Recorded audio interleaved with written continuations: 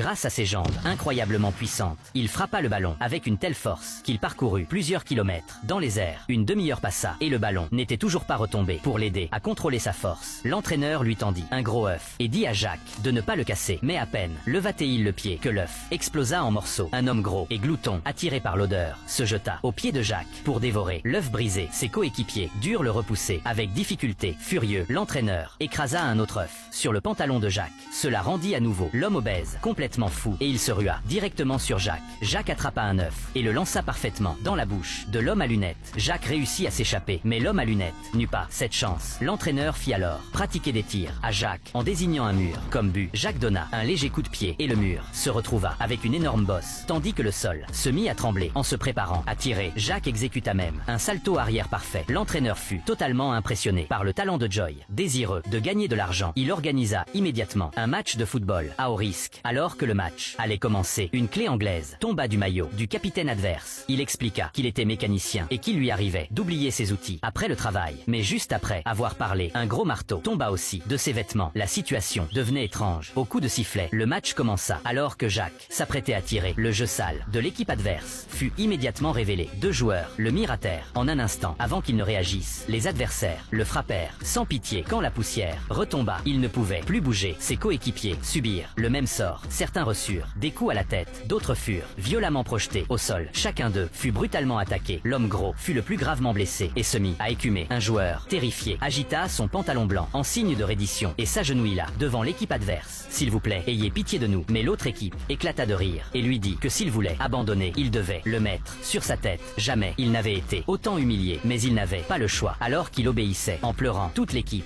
baissa la tête, honteuse. À cet instant, tous sentirent que le pouvoir qu'il avait perdu revenait en eux. Ils avaient tous été des moines, des guerriers Shaolin, chacun doté d'une capacité unique. L'un avait la tête aussi dure que l'acier, invulnérable, même aux clés. Un autre maîtrisait le ballon à la perfection, transformant le football en un art. L'homme gros possédait une légèreté incroyable, capable même de courir dans les airs. Un autre pouvait coller le ballon à son abdomen. Aucune arme ne pouvait blesser son corps. Puis il projetait ses adversaires d'un coup sec. Le gardien était un véritable maître, capable d'arrêter le ballon à la vitesse de l'éclair. Peu importe l'angle, il relança le ballon parfaitement à son coéquipier et Jacques, en plein saut, envoya une frappe puissante. Le ballon et sa chaussure filèrent droit vers le but. Le ballon frappa le poteau et tous les joueurs adverses s'effondrèrent au sol. L'entraîneur comprit enfin. Le véritable maître du football avait toujours été juste devant lui. Il s'agenouilla et les supplia de participer à la Coupe du Monde pour remporter le prix d'1 million de dollars. Et toi, que ferais-tu face à eux? Suis-moi pour découvrir d'autres scènes incroyables de ce film.